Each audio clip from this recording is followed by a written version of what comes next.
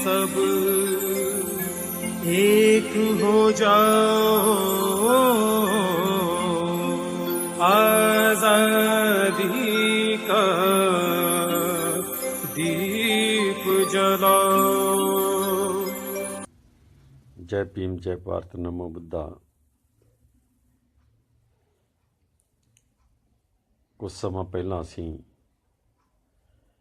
एक खास विषय ते चर्चा की। सतयुग, द्वापर, त्रेता ते कलयुग।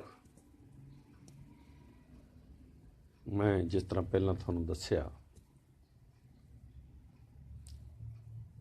कि ये युग जां ये युगां दी कहानी संसार दे किसी देश च नहीं,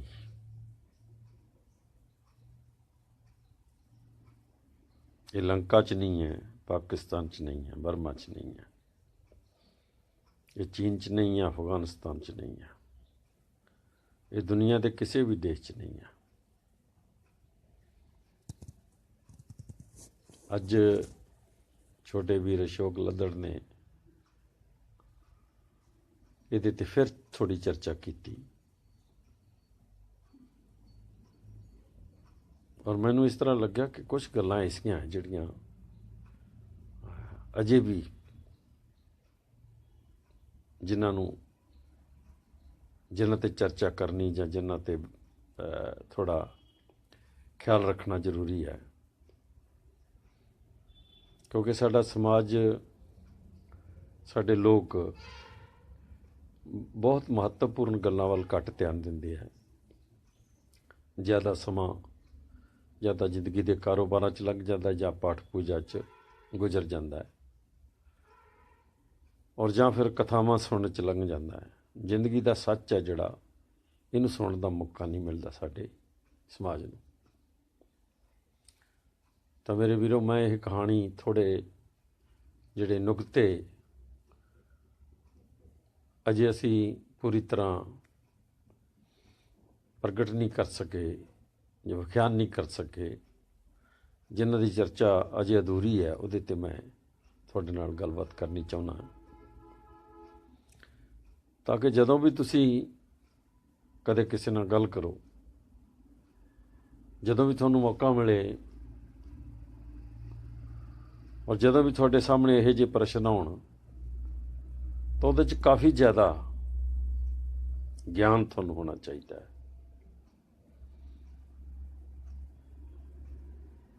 मैनू ये जानकारी प्राप्त करने वास्ते बहुत लंबा समा लग्या, 40-50 साल पढ़द्या सुनद्या निकल गए।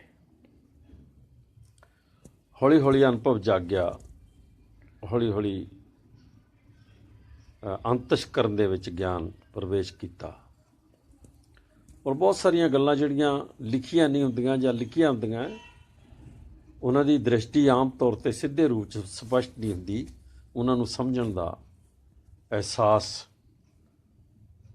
जे हो जांदा बंदे नूं, तो किसी भी तह तक जाण दी समर्था पैदा कर लैंदा है। ये सतयुग, ये त्रेता, ये द्वापर, ये कलयुग, ये ब्राह्मण का सिद्धांत है एक, कि वह काल नूं, जणी इस धरती के उत्ते काल नूं किस तरह वंड करदा उहदी, और फिर उस नूं मिथदा किवें आ हो के इहदे च की वापरिया जां की वापरेगा। ब्राह्मण नूं सधारण आदमी नहीं मन्निया जा सकता। ब्राह्मण जदों अपनी व्यवस्था की व्याख्या करता है या फिर उन्होंने लिखता है या उसका वर्णन करता है, तो बहुत गहराई तक जाता। और आम तौर पर असी बहुते लोग वो गहराई तक नहीं जा सकते, क्योंकि असी उन्होंने बहुत घट पढ़ते हैं और उहदियां ओह कथावां सुनते हैं जिहड़ियां सानूं मानसिक तौर पर मनुख नूं गुमराह करदियां। इस करके ਮੈਂ ਤੁਹਾਨੂੰ ਇਹ ਬੇਨਤੀ ਕਰਨਾ ਚਾਹੁੰਦਾ ਹਾਂ ਕਿ ਤੁਸੀਂ ਘੱਟੋ ਘੱਟ ਉਹ ਚੀਜ਼ਾਂ ਜਿਹੜੀਆਂ ਸਾਡੇ ਸਾਹਮਣੇ ਆਉਂਦੀਆਂ ਗੱਲਬਾਤ ਕਰਨ ਵਾਸਤੇ, ਸੋਚਣ ਸਮਝਣ ਵਾਸਤੇ, ਉਹਨਾਂ ਵੱਲ ਜ਼ਰੂਰ ਧਿਆਨ ਦਿਓ। ਸਤਿਯੁਗ ਜਿਸ ਨੂੰ ਮੈਂ ਗਹਿਰਾਈ ਤੱਕ ਜਾਣਿਆ, ਉਹ ਇਹ ਸਾਬਤ ਨਹੀਂ ਕਰਦਾ ਕਿ ਇਹ ਬ੍ਰਾਹਮਣਾਂ ਦਾ ਯੁੱਗ ਹੈ ਜਾਂ ਇਹ ਆਰੀਆਂ ਦਾ ਯੁੱਗ ਹੈ। ਅਸਲ ਵਿੱਚ ਇਹ ਮੂਲ ਵਾਸੀ ਆਸੁਰਾਂ ਦਾ ਯੁੱਗ ਹੈ। ਔਰ ਜੇ ਮੈਨੂੰ ਹੋਰ ਗਹਿਰਾਈ ਨਾਲ ਕਹਾਂ ਤਾਂ ਇਹ ਆਸੁਰਾਂ ਦਾ ਉਹ ਯੁੱਗ ਹੈ ਜਦੋਂ ਸਵਰਾਜ ਸੀ ਉਹਨਾਂ ਦਾ ਆਪਣਾ। ਰਾਜ ਤੇ ਸਵਰਾਜ 'ਚ ਬਹੁਤ ਫਰਕ ਹੁੰਦਾ ਹੈ। ਰਾਜ ਕਿਸੇ ਦਾ ਵੀ ਹੋ ਸਕਦਾ, ਕੋਈ ਵੀ ਰਾਜ ਕਰ ਸਕਦਾ ਹੈ। ਜਿਸ ਤਰ੍ਹਾਂ ਹੁਣਾਂ ਨੇ ਆ ਕੇ ਰਾਜ ਕੀਤਾ, ਕੁਸ਼ਾਨਾਂ ਨੇ ਆ ਕੇ ਰਾਜ ਕੀਤਾ, ਜਿਸ ਤਰ੍ਹਾਂ ਦੂਰ ਦੇਸ਼ ਤੋਂ ਆਏ ਹਰਸ਼ਵਰਧਨ ਨੇ ਵੀ ਰਾਜ ਕੀਤਾ, ਮੁਹੰਮਦ ਬਿਨ ਕਾਸਿਮ ਨੇ ਵੀ ਰਾਜ ਕੀਤਾ, ਮੁਹੰਮਦ ਗੌਰੀ ਨੇ ਵੀ,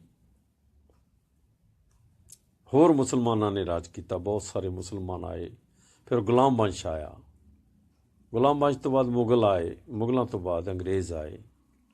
ਇਹ ਸਾਰਾ ਰਾਜ ਹੈ ਜਿਹੜਾ, ਇਹ ਸਵਰਾਜ ਨਹੀਂ ਹੈ, ਰਾਜ ਹੈ।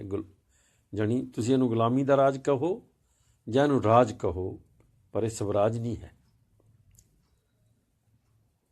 ਸਵਰਾਜ ਕਿਸ ਨੂੰ ਕਹਿੰਦੇ ਆ? ਜਦੋਂ ਲੋਕ ਖੁਦ ਆਪਣਾ ਰਾਜ ਆਪ ਚਲਾਉਂਦੇ ਆ, ਜਾਂ ਉੱਥੋਂ ਦਾ ਕੋਈ ਬਾਦਸ਼ਾਹ, ਜਿਸ ਤਰ੍ਹਾਂ ਇੰਗਲੈਂਡ ਦੀ ਰਾਣੀ ਹੈ, ਹੋਰ ਵੀ ਦੇਸ਼ਾਂ ਦੇ ਵਿੱਚ ਬਹੁਤ ਸਾਰੇ ਰਾਜੇ ਹੈ ਜਿਹੜੇ ਆਪਣਾ ਸਵਰਾਜ ਚਲਾਉਂਦੇ ਆ। ਉਹ ਬਗਾਨੇ ਦੇਸ਼ ਦੇ ਕਿਸੇ ਦੂਸਰੇ ਦੇਸ਼ ਦੇ ਗੁਲਾਮ ਨਹੀਂ ਹੁੰਦੇ, ਕੋਈ ਦੂਸਰਾ ਆਦਮੀ ਉਹਨਾਂ 'ਤੇ ਰਾਜ ਨਹੀਂ ਕਰ ਰਿਹਾ ਹੁੰਦਾ। ਤਾਂ ਮੈਂ ਸਤਿਯੁਗ ਨੂੰ ਸਵਰਾਜ ਦਾ ਯੁੱਗ ਮੰਨ ਕੇ ਚੱਲਦਾ। ਉਦੋਂ ਅਜੇ ਆਰੀਆ ਆਏ ਸੀ, ਆਰੀਆਂ ਨੇ ਆ ਕੇ ਛਲ ਕਪਟ ਕੀਤਾ। ਆਰੀਆਂ ਦੀ ਕਮਾਂਡ ਇੰਦਰ ਤੇ ਵਿਸ਼ਨੂੰ ਨੇ ਕੀਤੀ।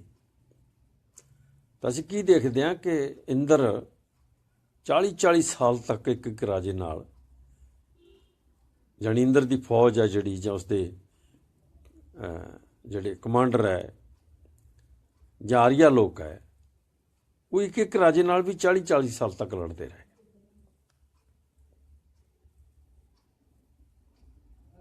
ਔਰ ਇਸ ਤੋਂ ਇਲਾਵਾ ਉਹ ਜਦੋਂ ਨਹੀਂ ਜਿੱਤਦੇ ਸੀ ਤਾਂ ਛਲ ਕਪਟ ਕਰਦੇ ਸੀ।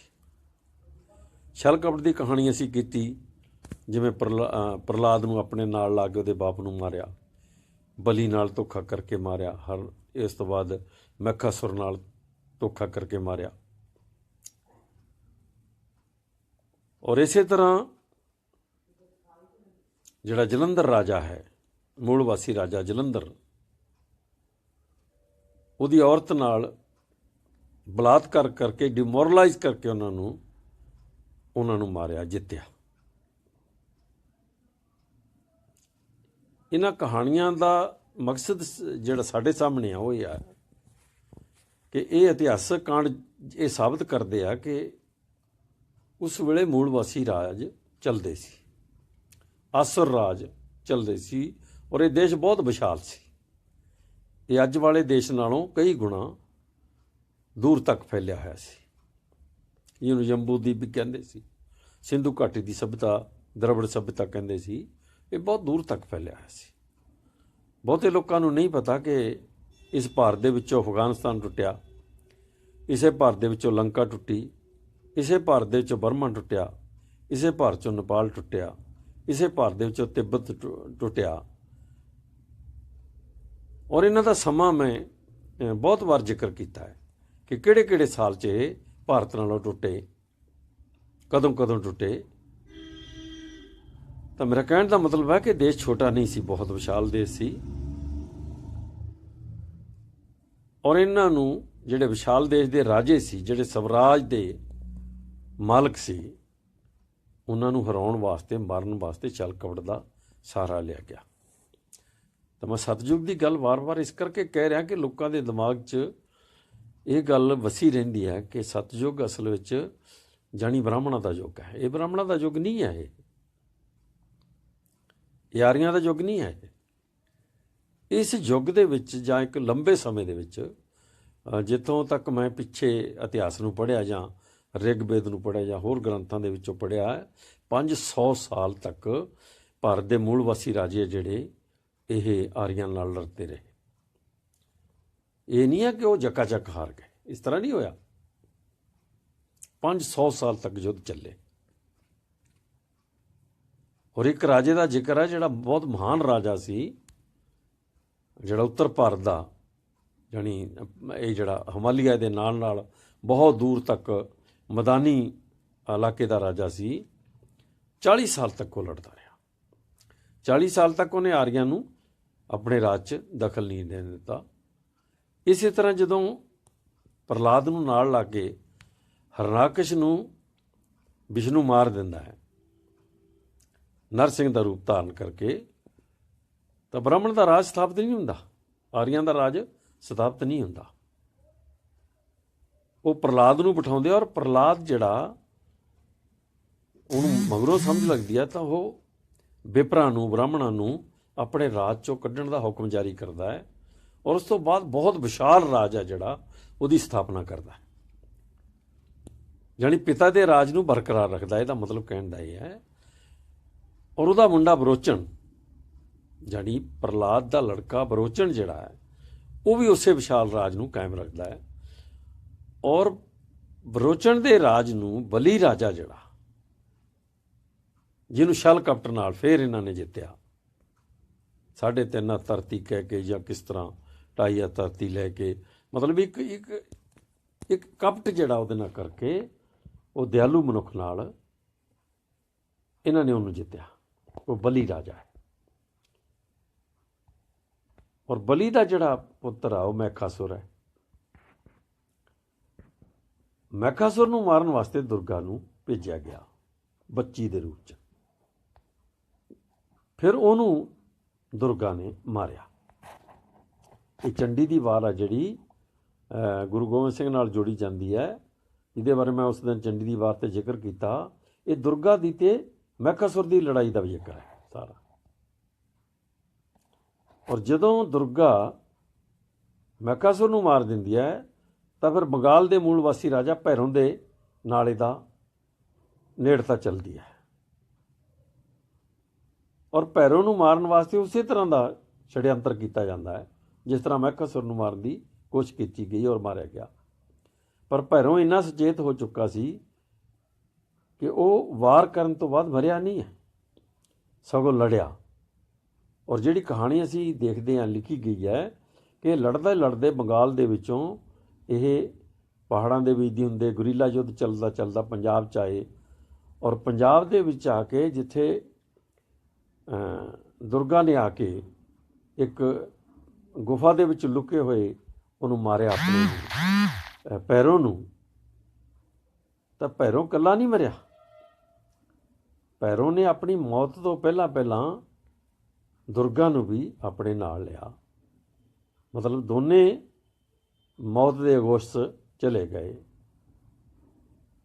ਦੁਰਗਾ ਦਾ ਮੰਦਿਰ ਜਿੱਥੇ ਬਣਿਆ ਉਸ ਤੋਂ ਅਗਲੇ ਪਾਸੇ ਭੈਰੋਂ ਦਾ ਮੰਦਿਰ ਹੈ, ਇਕੱਠੇ ਬਣੇ ਹੋਏ ਆ।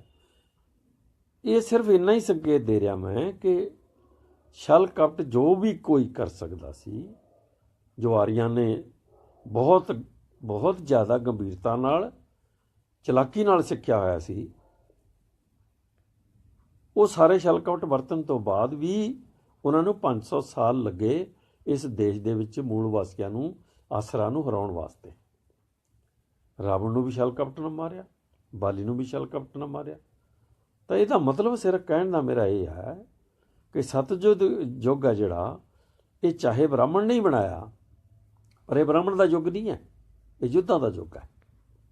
ਆਰੀਆ ਤੇ ਇਸ ਦੇਸ਼ ਦੇ ਜਿਹੜੇ ਸਵਰਾਜੀ ਰਾਜੇ ਸੀ ਉਹਨਾਂ ਦੇ ਯੁੱਧਾਂ ਦਾ ਵਰਣਨ ਹੈ ਇਹਦੇ 'ਚ। ਤਾਂ ਸਤਜੁਗ ਦਾ ਅਰਥ ਦੂਜਾ ਜੋ ਮੈਂ ਕਰਦਾ ਉਹ ਇਹ ਹੈ ਕਿ ਜਦੋਂ ਸਵਰਾਜ ਹੁੰਦਾ ਉਦੋਂ ਸਤਜੁਗ ਹੁੰਦਾ ਹੈ। ਹੁਣ ਉਸ ਤੋਂ ਬਾਅਦ ਤ੍ਰੇਤਾ ਆਉਂਦਾ। ਤ੍ਰੇਤੇ ਦੇ ਵਿੱਚ ਰਾਮਚੰਦਰ ਨੇ ਬਾਲੀ ਤੇ ਰਾਵਣ ਨੂੰ ਮਾਰਿਆ ਤਾਂ ਵਿਸ਼ਾਲ ਰਾਜ ਉਹਨਾਂ ਦਾ ਜਿੱਤਿਆ।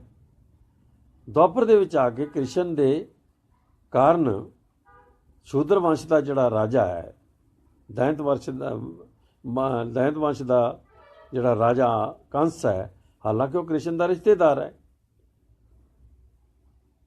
ਪਰ ਉਹ ਦੈਂਤ ਵੰਸ਼ ਦੇ ਕਾਰਨ ਬ੍ਰਾਹਮਣਾਂ ਨੇ ਉਹਨੂੰ ਬਰਦਾਸ਼ਤ ਨਹੀਂ ਕੀਤਾ ਔਰ ਉਹਨੂੰ ਮਾਰਨ ਵਾਸਤੇ ਪੂਰੀ ਪਲਾਨ ਕਰਕੇ ਪੂਰਾ ਤਕੜਾ ਇੱਕ ਜਿਹੜਾ ਰਾਜ ਹੈ ਜਿਹੜਾ ਉਹਨੂੰ ਖੋਹਣ ਵਾਸਤੇ, ਖਤਮ ਕਰਨ ਵਾਸਤੇ ਬਹੁਤ ਤਗੜੀ ਯੋਜਨਾ ਬਣਾਈ। ਉਹਨੂੰ ਮਾਰਿਆ ਗਿਆ। ਹੁਣ ਇਹ ਰਾਜ ਜਿਹੜੇ ਆ, ਇਹਦੇ ਵਿੱਚ ਜੋ ਕੁਝ ਵਾਪਰਿਆ, ਜਿਸ ਤਰ੍ਹਾਂ ਦੀਆਂ ਕਹਾਣੀਆਂ ਸਾਹਮਣੇ ਆਈਆਂ, ਇਹਨਾਂ ਯੁੱਗਾਂ ਨੂੰ ਅਲੱਗ-ਅਲੱਗ ਕਰਕੇ ਬ੍ਰਾਹਮਣ ਨੇ ਸਤਯੁਗ, ਤ੍ਰੇਤਾ ਤੇ ਦੁਆਪਰ ਦਾ ਨਾਂ ਦਿੱਤਾ। ਬਿਲਕੁਲ ਇਸੇ ਤਰ੍ਹਾਂ ਉਹ, ਕਿਉਂਕਿ ਬ੍ਰਾਹਮਣ ਕੋਈ ਸਧਾਰਨ ਆਦਮੀ ਨਹੀਂ ਹੈ। ਇਹ ਧਿਆਨ 'ਚ ਰੱਖ ਕੇ ਚੱਲੋ ਕਿ ਉਹ ਸਧਾਰਨ ਵਿਅਕਤੀ ਨਹੀਂ ਹੈ। ਬ੍ਰਾਹਮਣ ਕੋਲ ਕੋਈ ਕੰਮ ਨਹੀਂ ਕਰਨ ਨੂੰ ਸਿਵਾਏ ਸੋਚਣ ਦੇ ਔਰ ਖਾਣ ਦੇ। ਦੌਲਤ ਉਹਦੇ ਕੋਲ ਬਹੁਤ ਹੈ, ਬੇਸ਼ੁਮਾਰ ਦੌਲਤ ਹੈ, ਬੇਸ਼ੁਮਾਰ ਉਹਦੇ ਕੋਲ ਖਾਣ ਨੂੰ ਧਨ ਹੈ, ਕਿਉਂਕਿ ਲੋਕ ਪੂਜਾ ਕਰਨ ਜਾਂਦੇ ਆ ਤਾਂ ਬੇਸ਼ੁਮਾਰ ਧਨ ਉਹਨੂੰ ਦਿੰਦੇ ਆ। ਕੋਈ ਕਮੀ ਨਹੀਂ ਉਹਨੂੰ ਖਾਣ ਨੂੰ, ਕੋਈ ਸੁੱਖ ਸਹੂਲਤਾਂ ਦੀ ਕਮੀ ਨਹੀਂ, ਕਿਸੇ ਤਰ੍ਹਾਂ ਦੀ ਐਸ਼ ਦੀ ਉਹਨੂੰ ਕਮੀ ਨਹੀਂ ਹੈ। ਉਹਦੇ ਤਹਿਖਾਨੇ ਸੋਨੇ ਚਾਂਦੀ ਨਾਲ ਤੇ ਹੀਰੇ ਜਵਾਹਰਾਂ ਨਾਲ ਭਰੇ ਪਏ ਆ। ਤਾਂ ਉਹ ਆਦਮੀ ਸਿਰਫ ਇੰਨਾ ਹੀ ਕਰਦਾ ਹੈ ਕਿ ਉਹ ਸੋਚੇ ਦੇਸ਼ ਬਾਰੇ, ਆਪਣੇ ਬਾਰੇ, ਕਿ ਮੇਰਾ ਜਿਹੜਾ ਰਾਜ ਹੈ ਉਹ ਕਿਵੇਂ ਕਾਇਮ ਰਹਿਣਾ ਚਾਹੀਦਾ ਹੈ। ਇਹ ਸੋਚ ਕੇ ਹੀ ਉਸਨੇ ਵਰਣ ਵੰਡ ਬਣਾਈ, ਇਹ ਸੋਚ ਕੇ ਹੀ ਉਸਨੇ ਜਾਤੀ ਵੰਡ ਬਣਾਈ, ਇਹ ਸੋਚ ਕੇ ਉਸਨੇ ਛੂਆ-ਛਾਤ ਪੈਦਾ ਕੀਤੀ ਔਰ ਇਹੀ ਸੋਚ ਕੇ ਊਚ ਨੀਚ ਪੈਦਾ ਕੀਤੀ। ਇਹੀ ਸੋਚ ਕੇ ਉਹਨੇ ਬੇਟੀ ਦਾ ਰਿਸ਼ਤਾ, ਯਾਨੀ ਬੇਟੀ ਦੀ ਸ਼ਾਦੀ ਕਰਨਾ ਜਾਤੀ ਤੋਂ ਬਾਹਰ ਪਾਪ ਕਿਹਾ ਉਹਨੇ। ਔਰ ਇਸੇ ਤਰ੍ਹਾਂ ਰੋਟੀ ਦੀ ਸਾਂਝ ਵੀ ਬੰਦ ਕੀਤੀ। ਇਹ ਸਾਰਾ ਕੁਝ ਸੋਚ ਕੇ ਕੀਤਾ ਉਹਨੇ। ਕਿਉਂ ਕੀਤਾ? ਕਿਉਂਕਿ ਹਰ ਯੁੱਗ ਦਾ ਉਹਨੂੰ ਪਤਾ ਹੈ ਕਿ ਇਸ ਯੁੱਗ ਦੇ ਵਿੱਚ ਕੀ ਵਾਪਰ ਸਕਦਾ ਹੈ। ਹੁਣ ਕਲਯੁੱਗ ਵੀ ਉਸੇ ਨੇ ਘੜਿਆ, ਸਤਯੁੱਗ ਉਸੇ ਨੇ ਘੜਿਆ ਹੈ, ਤ੍ਰੇਤਾ ਉਸਨੇ ਘੜਿਆ ਹੈ, ਦੁਆਪਰ ਉਸਨੇ ਘੜਿਆ, ਤਾਂ ਕਲਯੁੱਗ ਵੀ ਉਸੇ ਨੇ ਘੜਿਆ। ਕਲਯੁੱਗ ਦਾ ਅਰਥ ਕੀ ਹੈ? ਕਿ ਜਦੋਂ ਬ੍ਰਾਹਮਣ ਦਾ ਰਾਜ ਨਾ ਰਹੇ, ਜਦੋਂ ਖਸ਼ਤਰੀ ਦਾ ਰਾਜ ਨਾ ਰਹੇ, ਜਦੋਂ ਵੈਸ਼ ਦਾ ਰਾਜ ਨਾ ਰਹੇ, ਤੇ ਜਦੋਂ ਉਹਦੇ ਗੁਲਾਮ ਬਣਾਏ ਹੋਏ ਸ਼ੂਦਰ ਆ ਜਿਹੜੇ, ਉਹ ਸੱਤਾ ਵੱਲ ਵਧਣ, ਜਾਂ ਉਹ ਅਧਿਕਾਰ ਜਿਹੜੇ ਬ੍ਰਾਹਮਣ ਨੇ ਮਨੂ ਸਿਮਰਤੀ ਰਾਹੀਂ ਜਾਂ ਆਪਣੇ ਗ੍ਰੰਥਾਂ ਰਾਹੀਂ ਸ਼ੂਦਰ ਤੋਂ ਖੋਏ ਹੋਏ ਆ, ਭਾਰਤ ਦੀ ਔਰਤ ਤੋਂ ਖੋਏ ਹੋਏ ਆ, ਜਦੋਂ ਉਹ ਅਧਿਕਾਰ ਸਾਰੇ ਦੇ ਸਾਰੇ ਵਾਪਸ ਹੋਣੇ ਸ਼ੁਰੂ ਹੋ ਜਾਣ ਤਾਂ ਇਹਨੂੰ ਉਹ ਬ੍ਰਾਹਮਣ ਕਲਯੁੱਗ ਕਹਿੰਦਾ ਹੈ, ਕਾਲਾ ਯੁੱਗ। ਇਹ ਕਾਲਾ ਯੁੱਗ ਸਾਡੇ ਵਾਸਤੇ ਨਹੀਂ ਹੈ, ਕਾਲਾ ਯੁੱਗ ਸ਼ੂਦਰ ਵਾਸਤੇ ਨਹੀਂ ਹੈ। ਸ਼ੂਦਰ ਵਾਸਤੇ ਇਹ ਸਭ ਤੋਂ ਵਧੀਆ ਯੁੱਗ ਹੈ ਜਦੋਂ ਉਹ ਅਧਿਕਾਰ ਪ੍ਰਾਪਤ ਕਰਦਾ ਹੈ, ਜਦੋਂ ਸੱਤਾ 'ਚ ਪ੍ਰਵੇਸ਼ ਕਰਦਾ ਹੈ, ਜਦੋਂ ਘਰ ਘਾਟ ਬਣਾ ਸਕਦਾ ਹੈ, ਜਦੋਂ ਜ਼ਮੀਨ ਖਰੀਦ ਸਕਦਾ ਹੈ, ਜਦੋਂ ਕੱਪੜੇ ਪਾ ਸਕਦਾ ਹੈ, ਜਦੋਂ ਸਫ਼ਰ ਕਰ ਸਕਦਾ ਹੈ, ਜਦੋਂ ਗਲੀਆਂ 'ਚ ਜਾ ਸਕਦਾ ਹੈ, ਜਦੋਂ ਪਬਲਿਕ ਪਲੇਸ 'ਤੇ ਖੜ੍ਹ ਸਕਦਾ ਹੈ, ਜਦੋਂ ਵਿੱਦਿਆ ਹਾਸਲ ਕਰ ਸਕਦਾ ਹੈ, ਜਦੋਂ ਨੌਕਰੀ 'ਤੇ ਲੱਗ ਸਕਦਾ ਹੈ, ਦੂਜਿਆਂ ਦੇ ਬਰਾਬਰ ਬੈਠ ਸਕਦਾ ਹੈ, ਔਰ ਉਹ ਦੇਸ਼ ਦੀ ਸੱਤਾ ਦੇ ਵਿੱਚ ਕਿਸੇ ਵੀ ਰੁਤਬੇ ਦੇ ਵਿੱਚ ਪਹੁੰਚ ਸਕਦਾ ਹੈ। ਇਹਨੂੰ ਬ੍ਰਾਹਮਣ ਨੇ ਕਲਯੁੱਗ ਦਾ ਨਾਂ ਦਿੱਤਾ ਹੈ। ਹੁਣ ਸਾਡੇ ਸੋਚਣ ਵਾਲੀ ਕੀ ਗੱਲ ਹੈ ਇਹਦੇ 'ਚ, ਕਿ ਬ੍ਰਾਹਮਣ ਮਨੂ ਸਿਮਰਤੀ 'ਚ ਜ਼ਿਕਰ ਕਰਦਾ ਹੈ ਕਿ ਜਿਹੜਾ ਬ੍ਰਾਹਮਣ ਹੈ ਇਹਨੂੰ ਸ਼ੂਦਰ ਦੇ ਰਾਹ 'ਚ ਨਹੀਂ ਰਹਿਣਾ ਚਾਹੀਦਾ। ਇਹਦਾ ਮਤਲਬ ਬ੍ਰਾਹਮਣ ਨੂੰ 2000 ਸਾਲ ਵੀ ਪਹਿਲਾਂ ਪਤਾ ਸੀ ਅਗਰ ਕਲਯੁੱਗ ਆ ਗਿਆ। ਦੇਖੋ ਇੱਕ ਖਾਸ ਗੱਲ ਨੋਟ ਕਰੋ ਕਿ ਭਾਰਤ ਦੇ ਵਿੱਚ ਮੁਸਲਮਾਨ ਆਏ, ਬ੍ਰਾਹਮਣ ਨੂੰ ਉਹਨਾਂ ਦੀ ਕੋਈ ਤਕਲੀਫ ਨਹੀਂ ਹੋਈ। ਭਾਰਤ 'ਚ ਮੁਗਲ ਆਏ, ਉਹਨਾਂ ਨੂੰ ਡੋਲੇ ਦੇ ਕੇ ਉਹ ਨਾਲ ਰਹੇ, ਉਹਨਾਂ ਦੇ ਮਹਿਲਾਂ 'ਚ, ਉਹਨਾਂ ਦੇ ਕਿਲਿਆਂ ਦੇ ਵਿੱਚ ਉਹਨੇ ਮੰਦਿਰ ਬਣਾਏ ਔਰ ਉਹਦੇ ਮੰਤਰੀ ਬਣ ਕੇ ਰਹੇ। ਸਾਰੇ ਮੁਸਲਮਾਨਾਂ ਦੇ ਵੀ ਮੰਤਰੀ ਬਣ ਕੇ ਰਹੇ ਔਰ ਮੁਗਲਾਂ ਦੇ ਵੀ। ਜਦ ਅੰਗਰੇਜ਼ ਆਏ ਤਾਂ ਅੰਗਰੇਜ਼ਾਂ ਦੇ ਵੀ ਸਭ ਤੋਂ ਵੱਡੇ ਸਾਥੀ ਆ ਜਿਹੜੇ ਉਹ ਬ੍ਰਾਹਮਣ ਬਣ ਕੇ ਰਹੇ। ਜਿੱਥੇ ਉਹਨਾਂ ਨੂੰ ਲੱਗਿਆ ਕਿ ਸ਼ੂਦਰ ਉੱਪਰ ਨੂੰ ਆ ਰਹੇ ਆ, ਉੱਥੇ ਅੰਗਰੇਜ਼ਾਂ ਦਾ ਸਾਥ ਲੈ ਕੇ ਉਹਨਾਂ ਨੇ ਸ਼ੂਦਰਾਂ ਨੂੰ ਫੇਰ ਦਬਾਇਆ।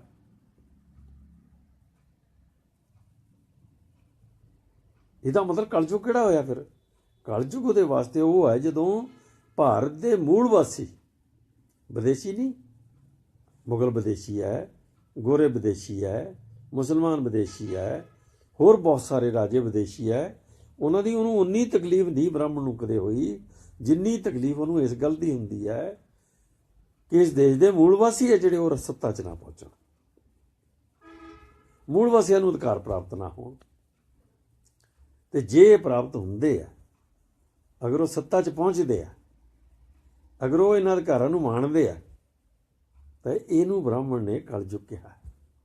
ਤੇ ਨਾਲ ਹੀ ਇਹ ਕਿਹਾ ਕਿ ਸ਼ੂਦਰ ਦੇ ਰਾਜ ਵਿੱਚ ਬ੍ਰਾਹਮਣ ਨੂੰ ਰਹਿਣਾ ਨਹੀਂ ਚਾਹੀਦਾ, ਕਿਉਂਕਿ ਉੱਥੇ ਉਹਨੂੰ ਸੁੱਖ ਪ੍ਰਾਪਤ ਨਹੀਂ ਹੋ ਸਕਦਾ। ਤੇ ਇਹਦੀ ਇੱਕ ਉਦਾਹਰਨ ਇਹ ਦਿੱਤੀ ਜਾ ਸਕਦੀ ਹੈ ਕਿ ਜਦੋਂ ਅਸ਼ੋਕਾ ਰਾਜ ਚੱਲ ਰਿਹਾ ਸੀ, ਮੌਰੀਆ ਰਾਜ ਚੱਲ ਰਿਹਾ ਸੀ, ਤਾਂ ਬ੍ਰਾਹਮਣਾਂ ਨੂੰ ਮੌਜ ਕਰਨ ਦੇ ਅਧਿਕਾਰ ਨਹੀਂ ਰਹੇ। ਉਹਨੂੰ ਕੰਮ ਕਰਕੇ ਖਾਣਾ ਪਿਆ, ਖੱਤਰੀਆਂ ਨੂੰ ਵੀ ਕੰਮ ਕਰਨਾ ਪਿਆ, ਵੈਸ਼ਾਂ ਨੂੰ ਵੀ ਕੰਮ ਕਰਨਾ ਪਿਆ, ਬ੍ਰਾਹਮਣ ਨੂੰ ਵੀ ਕੰਮ ਕਰਨਾ ਪਿਆ, ਤੇ ਸ਼ੂਦਰਾਂ ਦੇ ਬਰਾਬਰ ਕਰਨਾ ਪਿਆ। ਇਸ ਕਰਕੇ ਉਹਨੇ ਲਿਖਿਆ ਕਿ ਬ੍ਰਾਹਮਣ ਸ਼ੂਦਰ ਦੇ ਰਾਹ 'ਚ ਨਾ ਰਹੇ, ਉਹਨੂੰ ਛੱਡ ਕੇ ਚਲਾ ਜਾਏ, ਕਿਉਂਕਿ ਉਹਦੇ ਵਾਸਤੇ ਇਹ ਕਲਯੁਗ ਹੈ।